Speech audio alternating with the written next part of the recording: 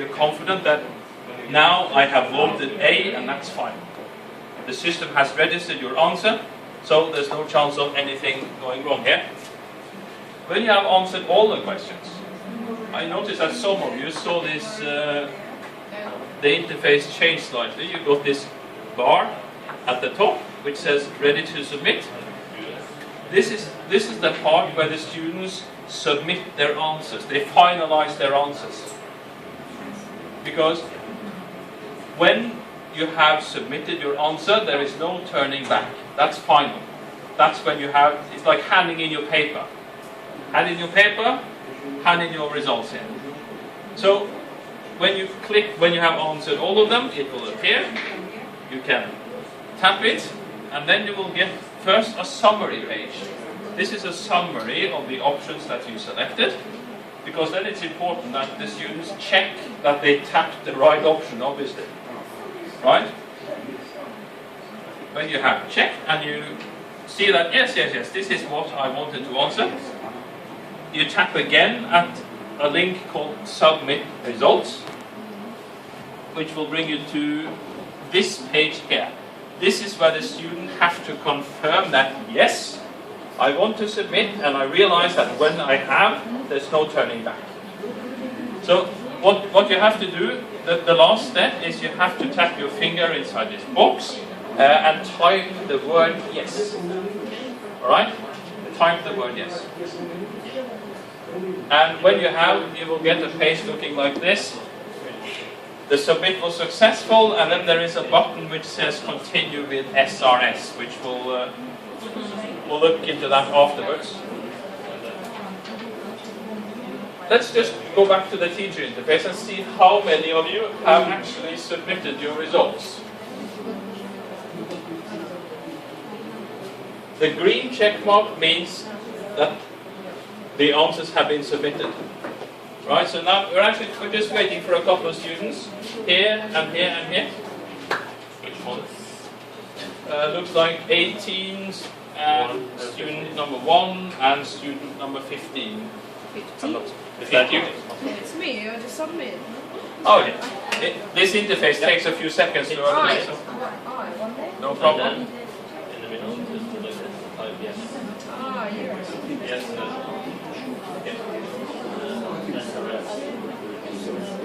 So just waiting for a few more students to answer, then we'll see what happens. But you want to Yes, okay, yes.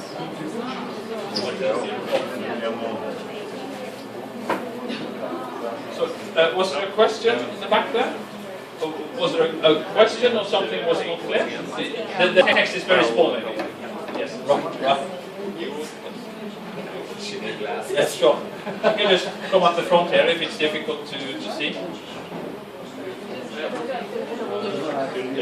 I left my glasses. Sure, no problem, no problem. So here are the list of students. Okay. And green check mark means submitted. Okay, thank you. Right. Okay, so just 2 students now waiting to submit. If you have any problems, just let us know and we'll help you. Student 1 and student 18, it says.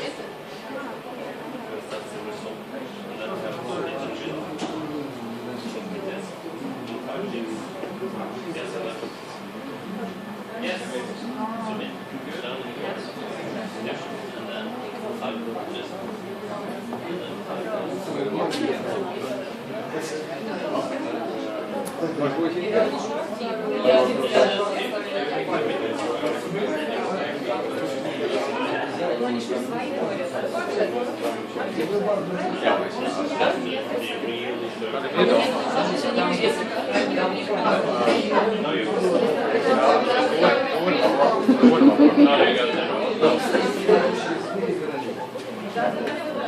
Who is student 1? Everything has now submitted. Very, very nice. Can we all just agree that what has happened so far is nothing new? Absolutely nothing new. This is something that any LMS can do. We just answered a multiple choice test using a device. Nothing special about that. The interesting bit happens now. This is where this system is unique, we think. So I think I'll leave the floor to my colleagues here. I'll just put down this interface and then we can see what happens here. We just ran the Pele test now. You have answered a test using Pele. And as we agreed, nothing special so far. Absolutely nothing. The interesting bit is what happens afterwards. How do you address problem areas that we will identify? So Tord will take you through all of that. So take it away. Okay. So this is, now we're at the stage where you have all finished. Everybody is out in the hall having a break. And hopefully, not about this maybe, because I think maybe this was a difficult test, wasn't it? But you are probably talking a bit about what did you answer on number 2? Oh, did you have D? I only have E, blah, blah, blah. And you're outside. I could have, if we never showed this to the students, this is for the teacher. We have it on our iPad or we have it on our laptop, not up on the screen. Because if I want, I can do like this. During the test, I can do like this. So, yeah, you understand it, but yeah, never mind, we can do it like this. I can see, have you answered correct or incorrect? Okay, and now you're starting to check your own results, probably. And you are pretty good at language, culture, and relations between Norway and Russia. Quite good. But now you're gone, you're out in the hall, I have to prepare. I got 10 minutes to prepare feedback for the students. Okay? Because that is the important part. Otherwise, we could just we can print this now and give it to the student with a grade, finished. But they don't learn anything from it. So what I do, I end the session like this. Big red button. Let's hit it and see what happens. This is the monitoring matrix. This is what you have answered on all questions, and I can immediately see a couple of things, a couple of questions that I need to address. Red means wrong, green means correct. And I would be a pretty bad teacher, I think, if I didn't talk about number 4. You probably think I'm a pretty bad teacher because I gave you a question about the Eurovision Song Contest at the university, but still, we need to address that one. I can also go into it and look at the distribution. What have you answered? Okay, getting back to it. But when I select number 4, I need to see this. Then it pops up here. I have number 4 up here. We'll get a bit back to that afterwards. There are some other questions also. Probably all of them, but we'll take some more. Oh, we'll take all. We'll do like this. Look at everything so that you get answers. Okay. I've decided I have to talk about all 5. During the time that you were talking, I have made the test, so I know the answers. I know what I wanted you to answer. I know what is difficult. I pretty much know how I should explain it. Depending on the distribution, I have to decide, do I want to give a hint, or do I want to let them discuss more? Should they get a second chance? Should I just give them the correct answer because they were so way off? Or is it good enough so that I don't have to talk that much about it? Then you come back. You've been away for 10 minutes. And then I go to in class. When I move along this menu line, these numbers, these questions will follow me all the way. When I go to in class, most of the interface for done it is removed. Because then I have my, could you put up the test? Then I have my test under here, so that you can see the test that you have been answering. In a while, I'll have it. I'll talk better.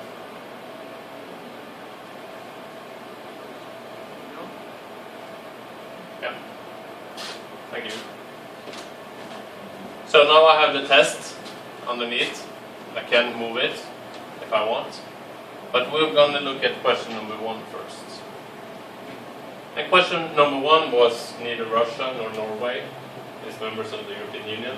And I used this question so that you could get a glimpse into the political life of Norway. We're very democratic, we can vote for everything. But in this case, the alternative was, has Norway ever wanted to be members of the European Union? No, we never had a vote.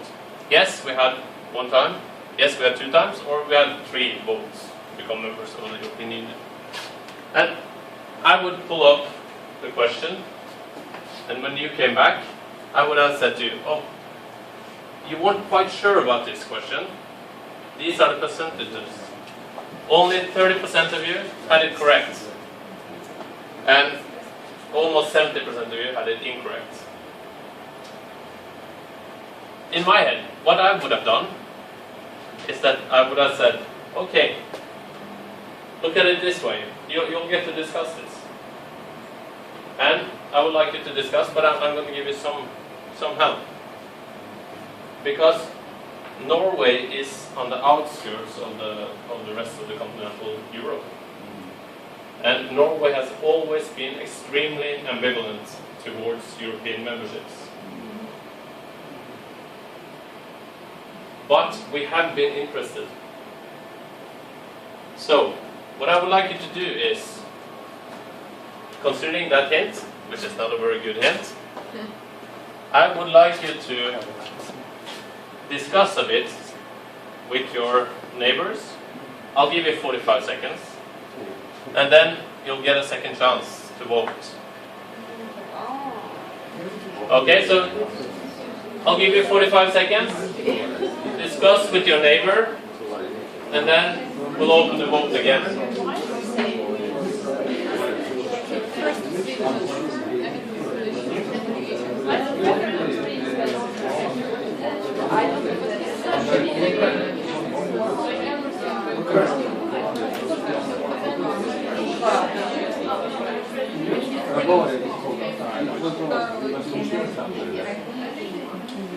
Okay, that's it. That's all the time again. Now what I'm doing is that now I'm opening the same question once again. That means that when you pick up your devices now, which is still connected to this session, it says continue with SRS.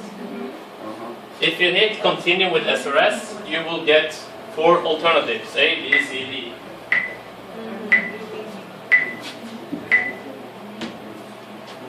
I just paused it so you have some more time. Wait.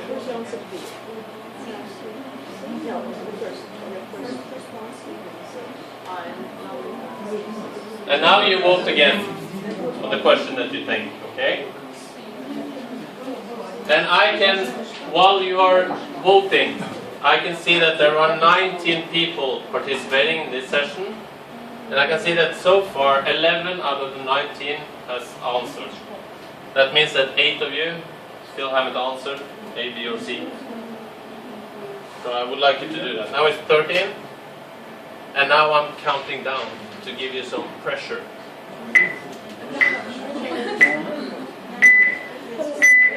Hurry!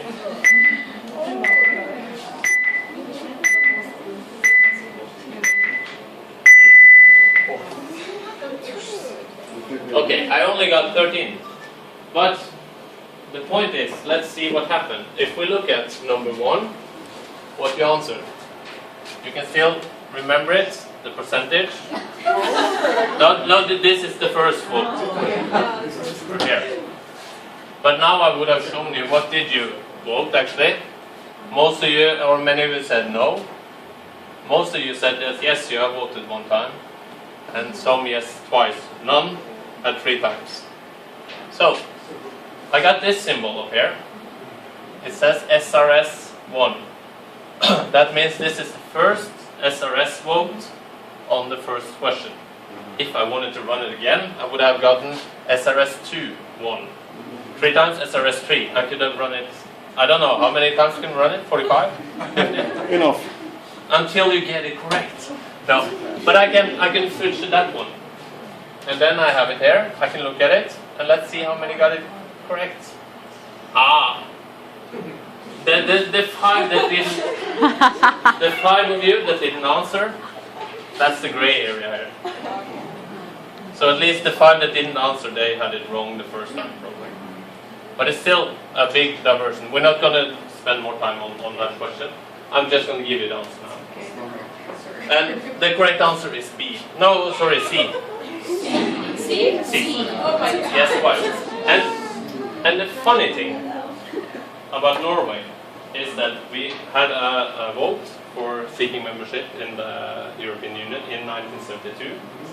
And as far as I remember, and correct me if I'm wrong, I think it was approximately 50.1% that said no, and 49.9% that said yes. And then we did it again in 1994, and then it was like 51.2% saying no, and almost 49% saying yes. So we are so divided towards the European Union, with a slightly weight on the no side. Still. Speed up. Yep. Okay, let's look at number 2. Because this is the Russian question. And in Russia today, how many of you have been to see a Fabergé egg in live, not only on the internet? You've seen it? No? In the museum? Yeah, in the museum, yeah. Yeah, I don't expect you to have it at home. Okay, but there are 21 Fabergé eggs still in Russia. If we look at the percentage, there's almost none of you who knows how many Fabergé eggs was actually made. In this case, you're so off that I would have given you the histogram also, just to see. Nobody knows. That's the most popular answer. And it might be plausible, but as you can see, in this case, it's not correct. And maybe I would have given you a second chance once again, but we're not going to do that this time. It's not 21. That's the Fabergé eggs that's still in Russia. It's not 34. But as far as I remember, I think 34 is the total number of Fabergé eggs still in Russian ownership. So 21 in Russia and 13 owned by other Russians living somewhere in the world. 46, I don't remember why I put there, probably just because I need a number. The correct number is 57. In that period, it was made a total of 57 eggs, and I'm pretty sure that that is the correct number. That is actually known by somebody.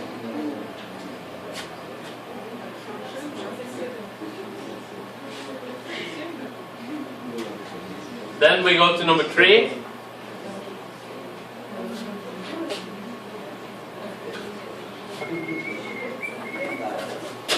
And this question I put there just to give you some insight into Norwegian, and it's also a little bit of a tricky question. Okay? What? Yes, exactly. Because the correct alternative here is B, which most of you have.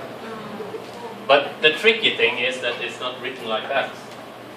Because we have 3 letters in the Norwegian alphabet that doesn't exist in any other alphabets in the world. That's A, Ö, O. And O is a double A, skål. And cheers is England, kippis is Finland, sode is Portuguese, I think, and nastravi is Czech. Okay. You're starting to get the hang of this, don't you? But we can look at number 4 anyways.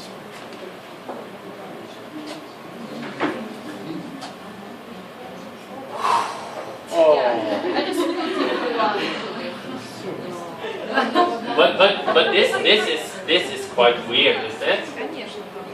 So I'm asking you as teachers, why is it all red? Because you say, yeah, but Dima Bilan, I hit Dima Bilan. I remember that was the vision. Everybody here knows that Dima Bilan won the Eurovision Song Contest in 2006, was it? And you have pushed that alternative, haven't you? Most of you. No, I just pushed the Rybak. Just Rybak. Yeah. Why is it red? How many of you picked more than one alternative on this question? No. Oh, some of you did. Oh, yes.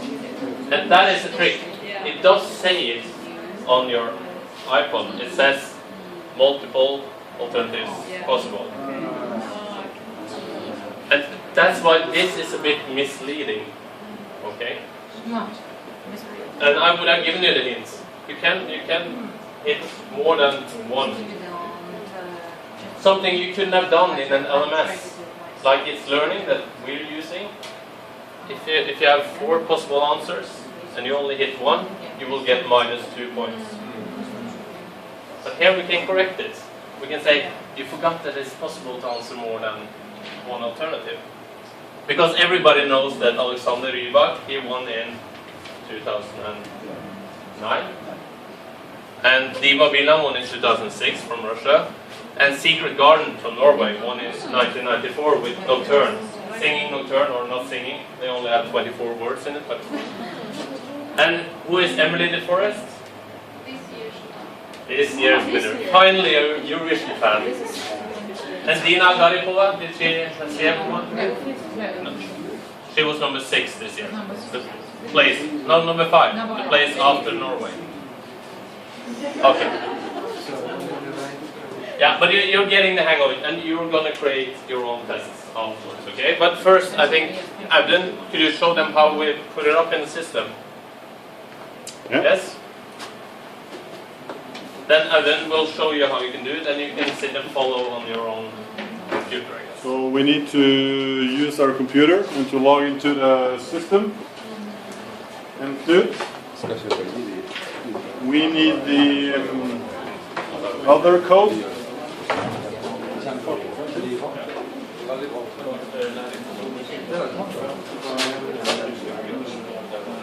So you should find your note with which is teacher. Before we start with this, do you want 2 minutes just so we can open the windows and get some fresh air? Yeah. To do that? We can start logging into the Network Azure Corporation.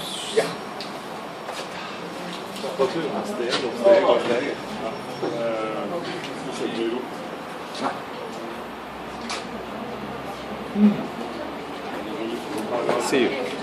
See you.